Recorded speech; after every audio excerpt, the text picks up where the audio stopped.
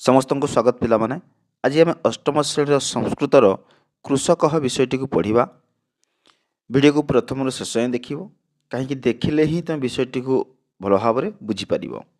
चल देखिए पिला माने कौन कही विषयटी। कृषक एषः ओडिशा प्रदेश, एषः कहले एहा, ओडिशा प्रदेश कहले ओडिशा राज्य, एहा ओडिशा राज्य अटे। शस्य श्यामल क्षेत्राणां सौंदर्यम एतम प्रदेशम मंडयति। कहला शस्य श्यामल क्षेत्राणां कहले शस्य श्यामल क्षेत्र मानकर सौंदर्य एतम प्रदेशम एही राज्य को मंडयति मंडन करुअछि। एतस्याः श्यामलतायाः मूलम कृषकस्य श्रमः एव। एही श्यामलतायाः कहले जो श्यामल वर्णरे परिपूर्ण बा गहरा रंगरे परिपूर्ण आमर ओडिशार परिवेश तार मूल होची कृषकस्य श्रमः एव। तार मूल किए ना कृषकर श्रम, कृषकर परिश्रम होची तार मूल कारण। प्रायतः प्रतिशतम 80 जना कृषि द्वारा जीवंती। प्रायतः 80% 80 कहले 80 शतकड़ा।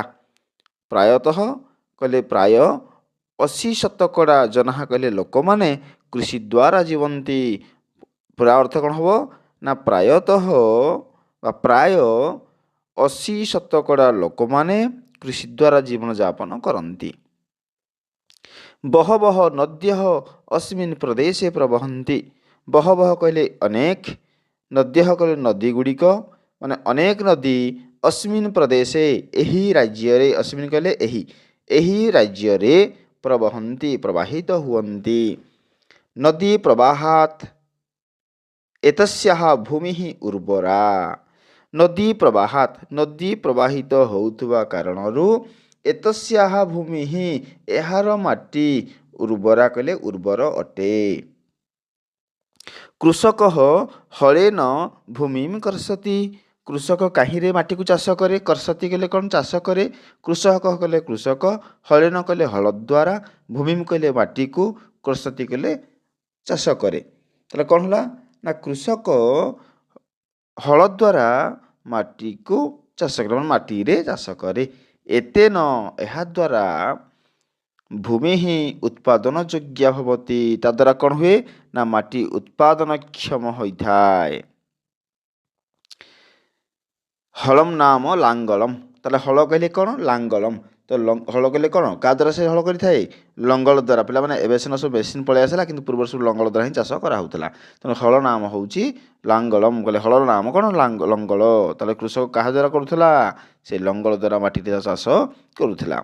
एतस्मात् कृषि क्षेत्रात् धान्य मुग्ध मास कुलमास भूचणकादीनि सस्यानि उत्पादितानि भवन्ति। कौन कहला ना एतस्मात् एही कृषि क्षेत्र मानकरू धान मुग बिरी कोलथ बादाम इत्यादि शस्यानि उत्पादितानि भवन्ति। माने एही सब शस्य गुड़िक उत्पादन होइथाए। कौन कौन आउथरे कहि दउची ना धान मुग बिरी कोलथ बादाम भूचणका दिन के बादाम। तो यही सब गुड़ाक यही शस्य गुड़िक एठु उत्पादन होइथाए। धान्यम एतस्य प्रदेशस्य प्रधानम उत्पादनम। ताले ए ओडिशा राज्यर प्रधान उत्पादन कौन ना धान होची एही राज्यर प्रधान उत्पादन अटे। ताले आम ओडिशार अधिक उत्पादन कौन होची धान। अक्षय तृतीयातः एतस्मिन् प्रदेशे कृषि कार्यस्य प्रारंभः भवति।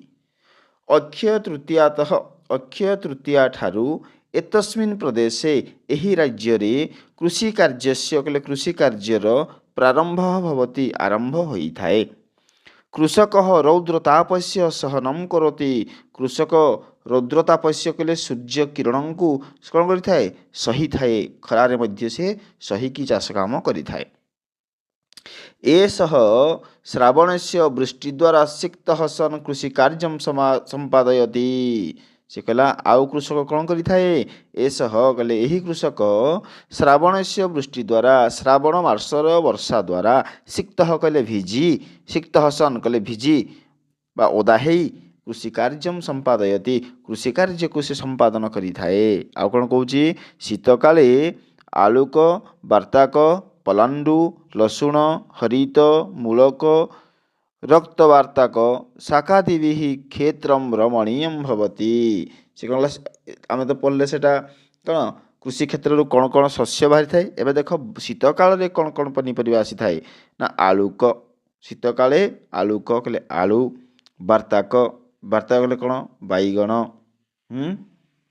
ପଲାଣ୍ଡୁ, ପଲାଣ୍ଡୁ କହିଲେ କ'ଣ ପିଆଜ, ରସୁଣ କହିଲେ ରସୁଣ, ହରିତ କହିଲେ ବନ୍ଧାକୋବି, ମୂଳକ କହିଲେ ମୂଳା, ରକ୍ତବାର୍ତ୍ତାକ କହିଲେ କ'ଣ ବିଲାତି ବାଇଗଣ ମାନେ ଟମାଟୋ, ଆଉ ହେଲା ଶାକାଦିଭିଃ କହିଲେ ଶାଗ ଇତ୍ୟାଦି କ୍ଷେତ୍ରମ୍ ରମଣୀୟମ୍ ଭବତି। ଏହାଦ୍ୱାରା ଏହି ଓଡ଼ିଶାର କ୍ଷେତ୍ର ଏହି ଜାଗାଟି କ'ଣ ହୋଇଥାଏ ରମଣୀୟ ହୋଇଥାଏ। ଆଉ ଥରେ ନା ଶୀତ କାଳରେ ଆଳୁ, ବାଇଗଣ, ତାପରେ ଆସିଲା କ'ଣ ପିଆଜ, ରସୁଣ, ବନ୍ଧାକୋବି, ମୂଳା ଆଉ ବିଲାତି ବାଇଗଣ ବା ଟମାଟୋ ଆଉ ଶାଗ ଦ୍ୱାରା ଏହି କ୍ଷେତ୍ର ରମଣୀୟ ହୋଇଥାଏ। କୃଷକ ସ୍ୱୟଂ କଷ୍ଟମ୍ କରତି, ତାହେଲେ କଷ୍ଟ କିଏ କରିଥାଏ, ପରିଶ୍ରମ କିଏ କରିଥାଏ, କୃଷକ ନିଜେ ସ୍ୱୟଂ କରି ନିଜେ କଷ୍ଟ କରିଥାଏ।